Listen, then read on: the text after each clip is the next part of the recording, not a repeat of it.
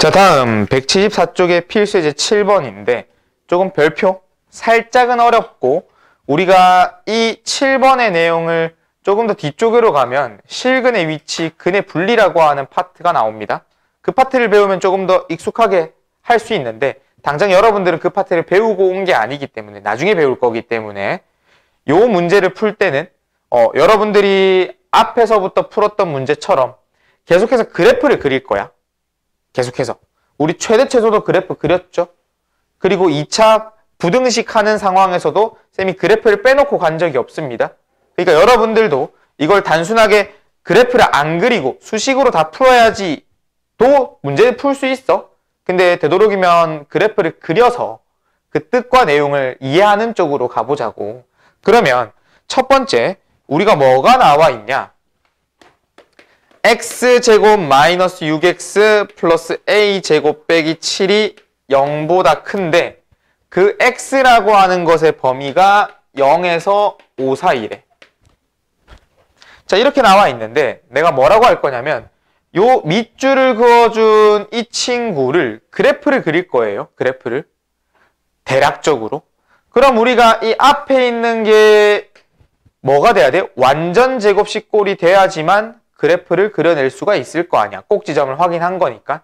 그럼 얘를 완전 제곱식 꼴로 만들기 위해서 이 두 개의 내용 x제곱 빼기 6x에 상수값이 뭐가 필요해? 플러스 9 마이너스 9를 갖고 오고 그리고 나머지 애들을 적어주겠습니다. 이렇게. 그럼 완전 제곱식이 되기를 어떻게 되니? x 마이너스 3의 전체 제곱이 되었고 이렇게 세 개를 쓴 거죠. 그럼 남은 것들을 정리하면 a제곱 빼기 16이 남았네. 그게 지금 0보다 크다라고 하는 걸 결합을 시킬 건데 요 0보다 크다는 나중에 결합을 시키고 요 놈의 그래프를 그려보겠다고. 자, 그럼 이 친구의 그래프는 그 꼭지점의 좌표가 몇 컴마 몇입니까? 3, a제곱 빼기 16. 내가 관찰하고 싶은 건 x의 크기 3이네. 그럼 얘가 아래로 볼록인 건 누구나 다 알잖아. 그럼 이 꼭지점의 좌표가 3, a제곱 빼기 16인 상황에서 우리가 최대 최소를 생각해봐. 제한된 범위가 나올 때 우리는 이 제한된 범위를 무조건적으로 잘라줬었네. 제한된 범위가 어디 있니? 0에서부터 5까지니까 여기가 3이야, 3. 그럼 5를 한 이쯤으로 잡아주면 이것까지 간격이 이만큼이네. 그러면 0까지는 훨씬 더 뒤에 있겠죠? 여기가 0이라고 할 수 있습니다. 여기까지가 3칸의 간격. 그럼 실제 그래프는 이것만 있다고, 이것만. 얘만. 그러니까 우리가 따로 떼우면 이 친구만 위아래를 움직일 수 있는 거야. 이 A의 크기에 따라 3은 고정적으로 가진 채 위아래를 움직이는 거야. A의 크기에 따라. 됐니? 그런데 0보다 크대. 0보다 크대. 그럼 우리가 는 0이 되는 게 사실 누구라고 했었어? X축이잖아. 그럼 내가 그 X축을 여기서 여러 개를 끼워 볼게. X축이 만약에 여기 있었다고 치자. 그럼 여기가 A제곱 빼기 16이 0보다 작은 거예요. 음수 나온 거고. 됐니? 예를 들면 3, 마이너스 9와 같은 상황. 됐어? 그럼 이래 되면 이 부등식, 이 빨간 색깔이 항상 0보다 크다가 만족돼, 안 돼? 항상 0보다 크다. 항상 0보다 크다. 항상 0보다 크다는 건 제한된 범위 전부가 다 X축 위에 있기를 바라는 거잖아. 얘 안 됐잖아. 아, 그러니까 이 한 선만 그어봐도 이 X축이 어디에 있어야 됐다라는 걸 알겠니? 여기 있어야 되겠네. 왜? 얘가 0이니까. 0보다 크려면 그 X축 위에 있어야 될 거 아니야. 이해하겠나요? 그래서 이 A제곱 마이너스 16이었던 이 함수의 가장 낮은 최소의 값이 0보다 커야 된다는 걸 알 수 있는 거야. 그럼 여기 있는 마이너스 16을 이항하면 A, 아니면 이렇게 할까? 인수분해하면 A 플러스 4, A 마이너스 4가 0보다 크네. 2차 함수 모양 꼴에서 아래로 볼록인데 0보다 크다가 나왔어. 그럼 두 근을 기준으로 큰 작작. 그래서 이거의 정답은 A가 4보다 크고 A는 마이너스 4보다는 작습니다. 이 두 개가 정답이 되는 거예요. 됐니? 자, 다음 두 번째. 우리 두 번째 문제는 어떻게 나와 있냐? 이번에는 x제곱 마이너스 ax 더하기 3a 마이너스 27이 0보다 작거나 같은데 그 x가 0에서 마이너스 3까지랍니다. 됐니? 자, 그럼 다시 관찰해 보세요. 우리가 1번 위의 문제를 풀 때 뭘 그렸니?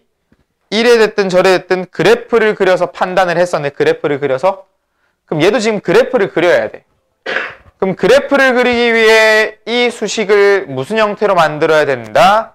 완전 제곱식 형태를 만들어줘야 된다 했고, 그 완전 제곱식에 필요한 상수값을 구해내야 되잖아.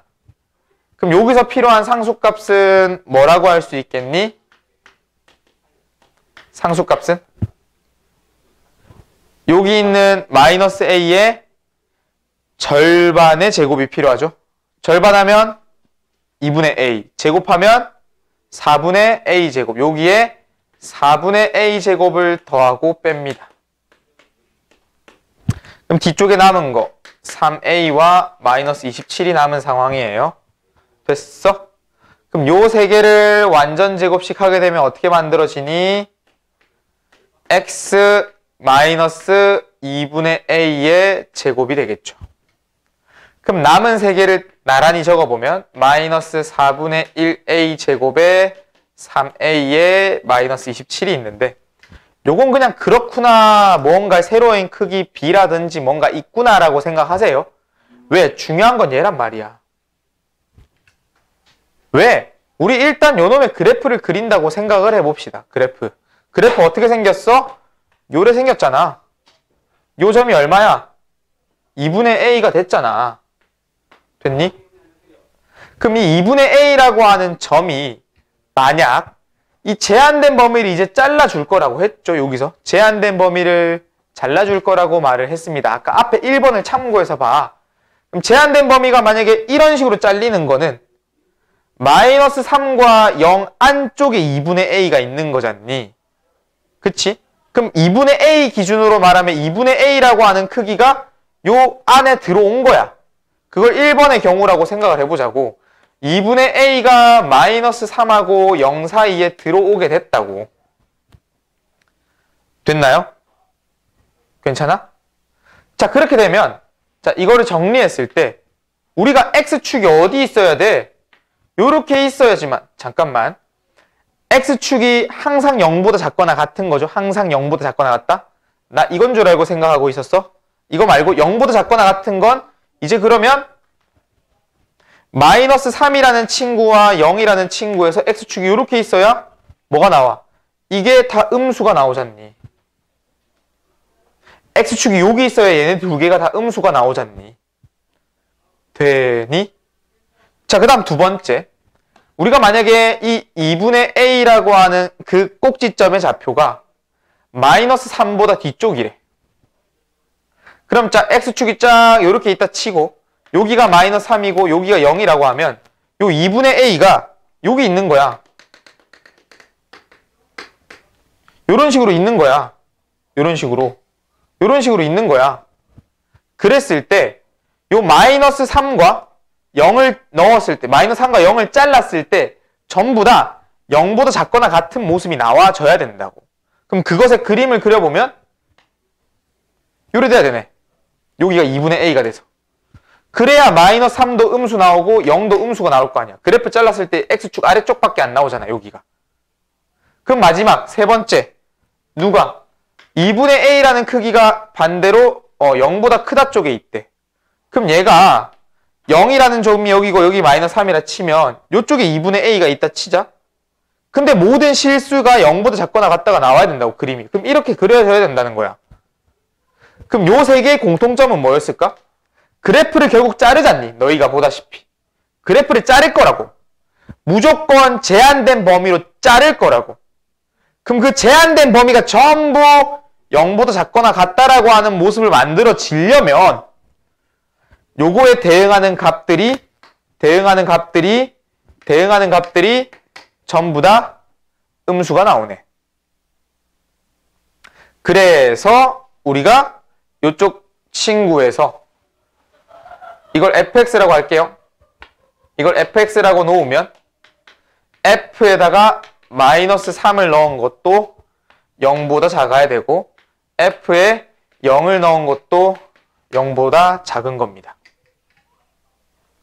그래서 마이너스 3부터 넣어볼게요. 자, 여기 마이너스 3 넣어보자. 9 플러스 3a 플러스 3a 마이너스 27이 0보다 작은 거야. 그럼 6a 마이너스 계산되면 18이 0보다 작거나 같다. a는 3보다 작거나 같다가 첫 번째 내용이 나오고요. 두 번째 0 넣어보세요. 사라지고 사라져서 3a 마이너스 27이 나와.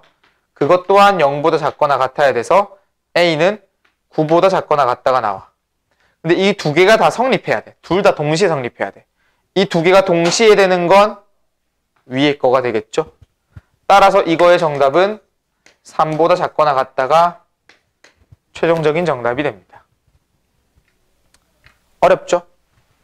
자, 다시 우리가 이 두 번째 문제에서 케이스를 분류하는 게 첫 번째 내용이었고 그러한 그림을 다 그렸었죠. 실제로 이걸 아는 친구들 혹은 실근의 위치, 근의 분리를 배운 친구들 혹은 그래프에 대해서 어느 정도 조건을 이해한 친구들은 요거 두 개 내용을 바로 씁니다. 해서 정답을 쉽게 구해내요. 근데 어떻게 보면 여러분들은 이 내용들이 처음이죠. 그러니까 뭐 했어? 생길 수 있는 형태에 대한 관찰을 다 했다는 거야. 어떻게? 이 A 값의 기준을 정하면서 이것도 해봐야 압니다.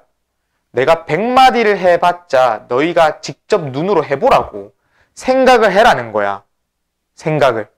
아, 이렇게 돼서 그래프가 이렇게 되는구나. 이렇게 해서 그래프가 이래 되는구나. 이렇게 돼서 그래프가 이렇게 되는구나.